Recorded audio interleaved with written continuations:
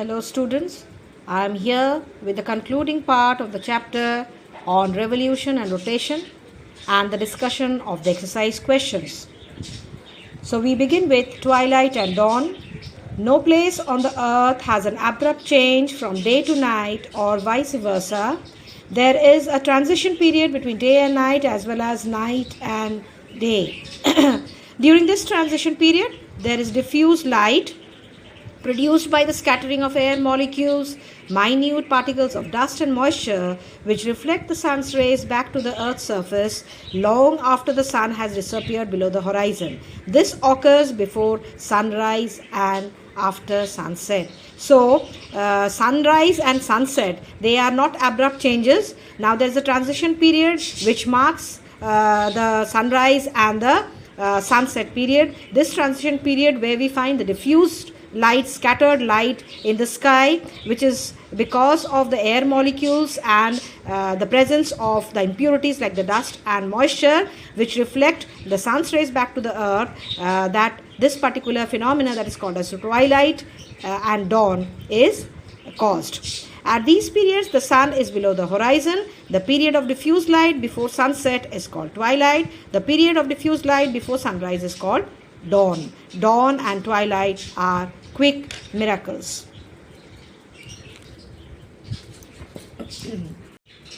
The duration of twilight or dawn at a place depends on the path of the sun in the sky. In the low latitudes where the sun's path is almost vertical, the duration of dawn or twilight is short.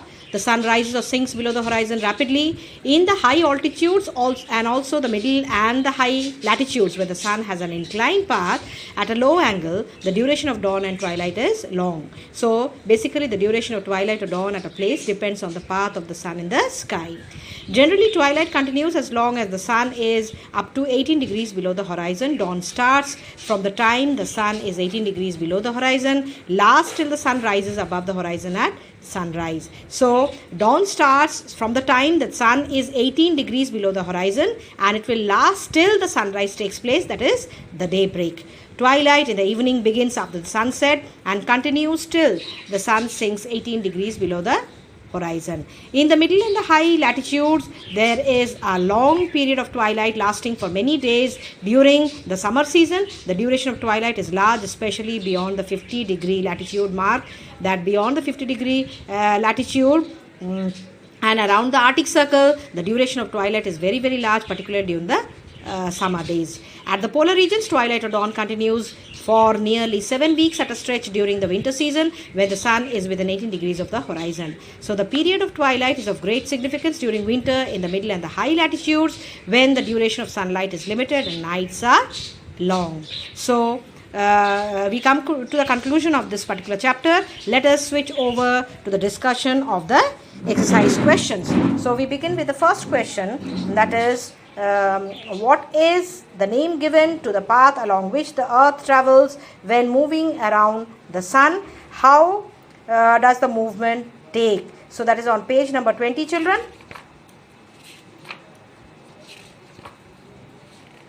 Page number 20. The answer is here in the first column, the third paragraph itself. The path along which the earth revolves around the sun is called as the orbit, and the orbit has an elliptical shape.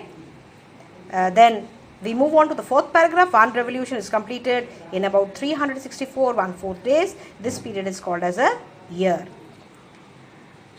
The next question is name an effect of the Earth's rotation. So Earth's rotation, the effects of the Earth's rotation is on page number 21. There are about 6 points which are given. So we can take any one of the points. Let's take the first point itself. Very important. Rotation of the earth causes the alternation of day and night. Now the next question is state two effects of the west to east rotation of the earth. And this is again on page number 21. Page number 21. Point number 3, due to the rotation of the earth from west to east, the sun, the moon, planets and the stars appear to move from east to west across the sky. The second effect of the west to east rotation of the earth will be the sun appears to rise in the east and set in the west. That is point number 4. This apparent movement of the sun and other heavenly bodies are in a direction opposite to that of the rotation of the earth. The next question is, what causes light flattening of the earth at the two poles? That answer is given in the 5th point on page number 21.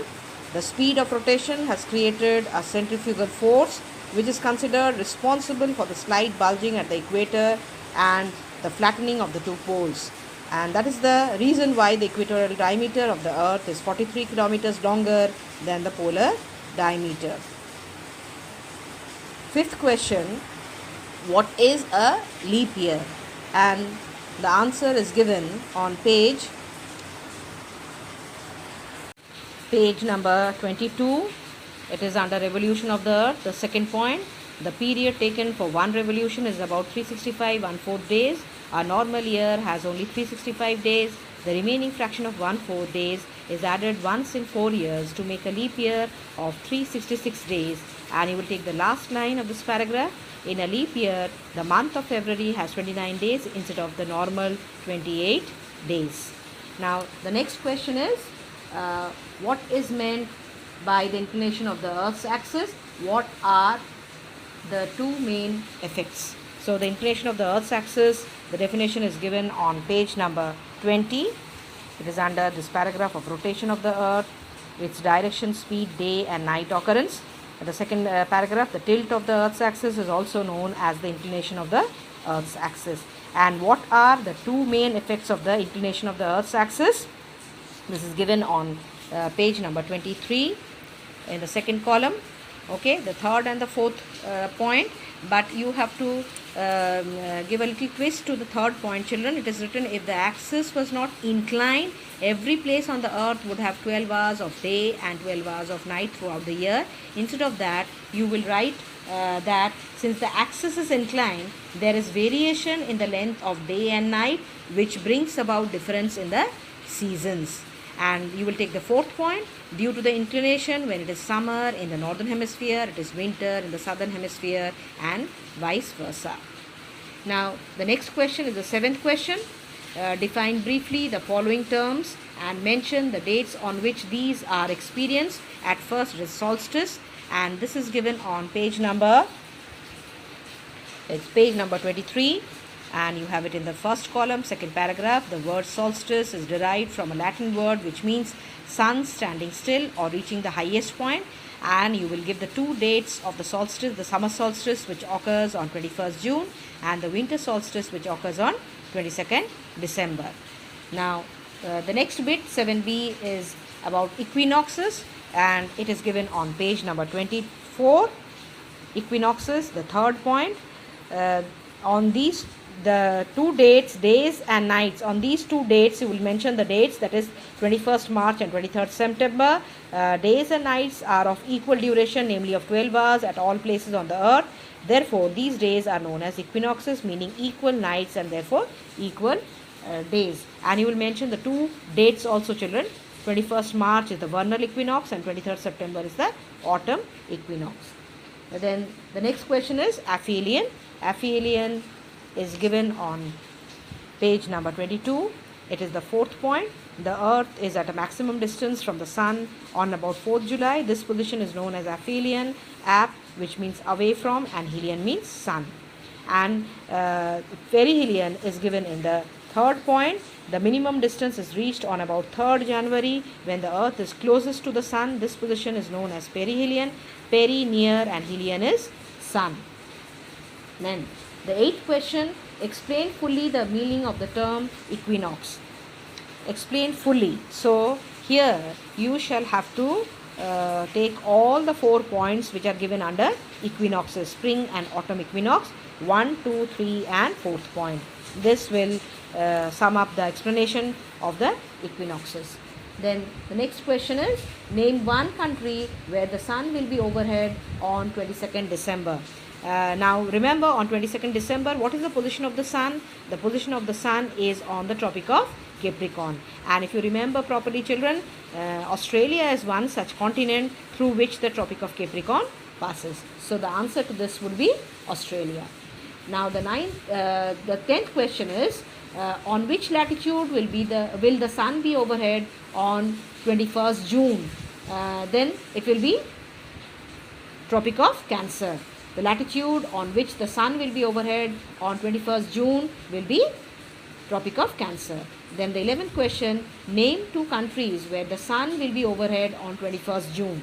And again, on 21st June, the sun is overhead at the Tropic of Cancer. Vertical rays are concentrated over the Tropic of Cancer. So we have to name 2 countries through which the Tropic of Cancer passes. One is India, the other one is Bangladesh.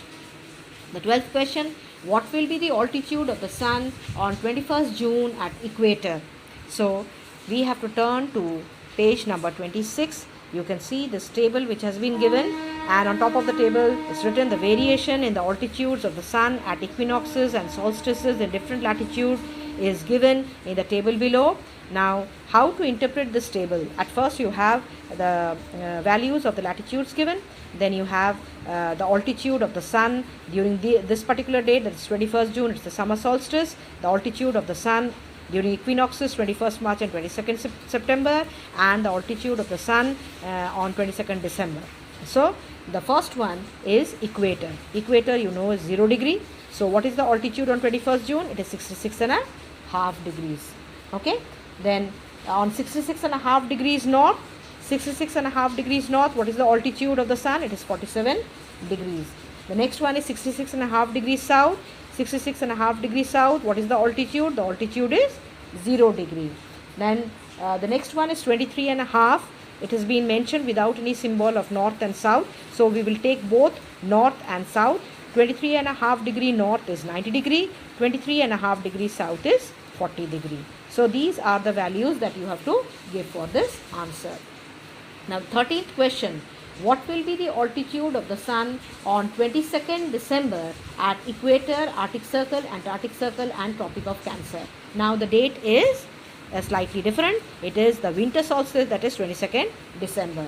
What will be the altitude of the sun on 22nd December at the equator? Again 0 degree equator. What is the altitude, children? 66.5 degree. At the Arctic Circle is 66.5 degree north. What is the altitude? It is 0 degree. Then at the Antarctic Circle is 66.5 degrees south. It is 47 degree. Then the last is Tropic of Cancer. Tropic of Cancer is 23.5 degree north and the altitude is 43 degree. In this way, from the table, you will be able to find out the altitude of the sun during different dates. The 14th question, what is the altitude of the sun at the Arctic Circle on 21st March, 21st June and 22nd December? What is the altitude of the sun at the Arctic Circle? Now, where is the Arctic Circle, children? The Arctic Circle is this one, 66.5 degree. What is the altitude of the sun at the Arctic Circle on 21st March? On 21st March, how much is it? 23.5 degree. On 21st June, how much is it? It is 47 degree. Then on 22nd December, it is 0 degree. So at the Arctic Circle, on different dates, the altitude of the sun varies. Then the next is the 15th question, which is the longest day of the southern hemisphere? The longest day of the southern hemisphere, children, is when the southern hemisphere experiences summer season. So it will be 22nd December. The answer is 22nd December. Now the 16th question, on what date does the Arctic Circle experience the midnight sun? This is given here on page number 26, the second column. Okay, here it is. The region beyond the Arctic Circle, especially Norway, is known as the land of the midnight sun because there the sun does not rise or set on 21st June. The date is 21st June. Now the next question is the 17th question. What is the duration of daytime at Tropic of Cancer on equinoxes, summer solstice and winter solstice? Now this is given in the next table, that is on page number 27. Here the duration of day at different latitudes and different seasons is given in the following table. You find the value of the latitudes given. Then the duration of day on 21st June, duration of day during 21st March and 23rd September, duration of day during 22nd December. So it is first, the question is asked about equinoxes. What is the duration of daytime? What is the duration of daytime at the Tropic of Cancer? At the Tropic of Cancer during equinoxes. Equinoxes is here, so it will be 12 hours. Okay. Then summer solstice. During the summer solstice is 21st June. So how much it is? 13 hours and 27 minutes. And during winter solstice it would be 10 hours and 33 minutes. In this way you will be able to interpret this table. Then what causes twilight and dawn? Now this is given on page number 27. It is under twilight and dawn. Here it is. There is a transition period between day and night, as well as the night and day. During this transition period, there is a diffused light produced by the scattering of the air molecules, minute particles of dust and moisture, which reflect the sun's rays back to the earth's surface long after the sun has disappeared below the horizon. This occurs both before sunrise and after sunset. So this is what is twilight, what causes twilight and dawn. The 19th question, why is the duration of twilight longer in high latitudes than at the equator? This is given on the next page, the first column itself. The duration of twilight or dawn at a place depends on the path of the sun in the sky. Remember, this is first line itself is important. It depends on the path of the sun in the sky. In the low latitudes where the sun's path is almost vertical, the duration of dawn or twilight is short. And in the high latitude, as also middle and high latitudes where the sun has an inclined path at a low angle, the duration of dawn and twilight is long. So this is the answer. Now the next one is define the following: equinox, perihelion, aphelion, solstice. We have already done the definitions of these particular terms. We will take up the third term, that is the plane of elliptic. Now the plane of elliptic is given on page number 23. Page number 23, in the first column, the first point, effects of inclination of the earth's axis. The plane in which the earth revolves around the sun is called as the plane of the elliptic. And the next term is the sixth term, that is twilight, and the answer is given in bold letters on page number 27. Here under twilight and dawn, the last paragraph, the period of diffuse light before sunset is called twilight. Then distinguish between the following equinoxes and solstice. I will give you the guidelines for this, children. Equinoxes, at first you will give the two dates and you will explain what these two dates are.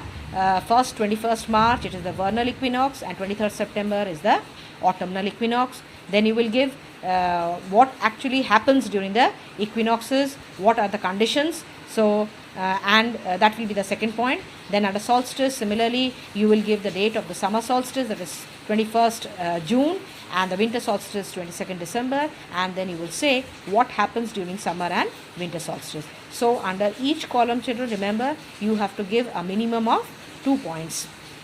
In the same way, the second question is perihelion and aphelion. Again, for perihelion and aphelion, at first you will mention the dates on which they occur, and then the second one is the distance of the earth from the sun should be given. So there are 2 points of differences again under perihelion and aphelion. Then the third one is summer solstice and winter solstice. Again, summer solstice you will give the date, and winter solstice also you will give the date. Those are the first point of differences. And the second point of difference, you can give the conditions which are experienced by the earth during summer solstice and the conditions experienced during winter solstice. So this is how you will write the differences in 2 columns with at least minimum of 2 points given. Then the next question is give reasons for the first one. The sun rises in the east. So what will be the answer for this? The sun rises in the east. The answer would be that rotation of the earth, due to rotation of the earth from west to east, the eastern part of the earth gets lighted first, and we see the sunrise in the east. That which should be the answer. Okay. The question is give reason for the following. The sun rises in the east. Why do we find the sun rising in the east? So you have to write the answer in this way. Due to rotation of the earth from west to east, the eastern part of the earth gets lighted first and we see the sunrise in the east. Now the next question is, winds get deflected from the normal path. Now this is given on page number 22. It is here the sixth point in the first column, Coriolis effect, and you have to write the entire paragraph under it, Coriolis effect. Also, it is due to the Coriolis effect that the winds and the ocean currents get deflected from the normal path to the right of the course in the northern hemisphere and to the left of the course in the southern hemisphere. Now the next question is, the altitude of the sun at a place varies according to the seasons, and for this the answer would be that for the first half of the year it is the north pole that is inclined towards the sun, and the next part of the year it is the south pole which is inclined towards the sun. The apparent migration of the sun takes place between the Tropic of Cancer and the Tropic of Capricorn, during which the altitude of the midday sun varies. The altitude of the midday sun is greater in the northern hemisphere during the summer season, and the altitude of the midday sun is greater in the southern hemisphere during the summer season. Okay, so this is how you will write this answer. The next question is, on 21st March, days and nights are of equal duration at all places on the earth. Remember, 21st March is the vernal equinox, and what will be the answer to this? The answer will be on page number 24, that the circle of illumination passes through the two poles. Thus, on these two days and nights are of equal duration of 12 hours at all places on the earth. Therefore, these days are known as equinoxes, meaning equal nights and therefore equal days. The next question, seasons are reversed between the northern and the southern hemisphere, and this is given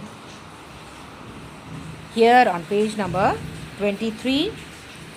Effects of Earth's revolution, variation in the length of day and night. The north pole is inclined towards the sun during a part of the year and the south pole is inclined towards the sun during another part of the year. This leads to changes in the duration of day and night during the course of a year. Both these changes are basic causes of different seasons during a year. So this is the answer, how the seasons are reversed between the northern and the southern hemisphere. Now the sixth question, the region beyond the Arctic Circle is known as the land of the midnight sun, and this answer is given on page number 26. It is in the second column. You find the third paragraph. The region beyond the Arctic Circle, especially Norway, is known as the land of the midnight sun because there the sun does not rise or set on 21st June. Then the next question is, the variation in the length of day and night goes on increasing towards the poles. So this answer is given on page number 27. Page number 27, it is in the first column. Page 27, first column. The duration of daylight increases from 12 hours at the equator to 24 hours beyond the Antarctic Circle or the Arctic Circle.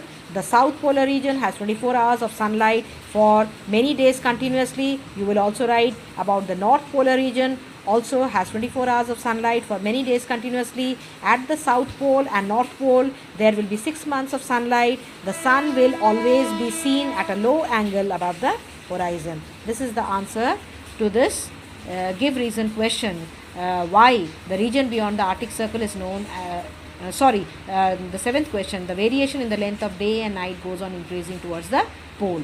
Then the eighth question, the sun is never overhead beyond the tropics. Now again I will discuss the answer. I dictate the answer to you, that the movement or the apparent movement of the sun is restricted between the two tropics, that is the Tropic of Cancer in the northern hemisphere and the Tropic of Capricorn in the southern hemisphere. Now beyond the tropics, because the tropics are referred to as the turning point of the sun, beyond the tropics the sun never actually sends its vertical rays. The rays of the sun becomes slanting, and therefore the sun is never overhead beyond the tropics. The ninth question, region near the North Pole and South Pole have alternately 6 months of day and night. It is again on page number 23. Again, it is under the effects of Earth's rotation. It is the first paragraph that tells us that the regions near the North Pole and South Pole have alternately 6 months of day and night. It is because of the inclination of the Earth's axis that during the first part of the year is the North Pole that is inclined towards the Sun, and the next part of the year is the South Pole that is inclined towards the Sun. This causes the North Pole and the South Pole to have alternate 6 months of day and night. The 10th question is, Chennai experiences the midday sun twice a year while New Delhi never experiences it. Why? Now, if you look at the location of Chennai and New Delhi, you will find that Chennai in India occupies the tropical zone, whereas New Delhi occupies the temperate zone. And as we know that the sun's northern limit is the Tropic of Cancer, so Chennai, which lies between the Tropic of Cancer and the equator, will have an experience of midday sun twice in a year, because as the apparent migration of the sun takes place from the equator towards the Tropic of Cancer and from Tropic of Cancer back to the equator, the sun is moving through these intermediate latitudes twice. So Chennai, which is in the tropical zone, will be able to experience the midday sun twice a year. But New Delhi happens to be located in the temperate zone, therefore it will never experience vertical rays of the sun. It will always experience the slanting rays of the sun, therefore it never experiences midday sun. So that's all for today, children, and stay tuned till I resume the next video on a new lesson. Take care and goodbye.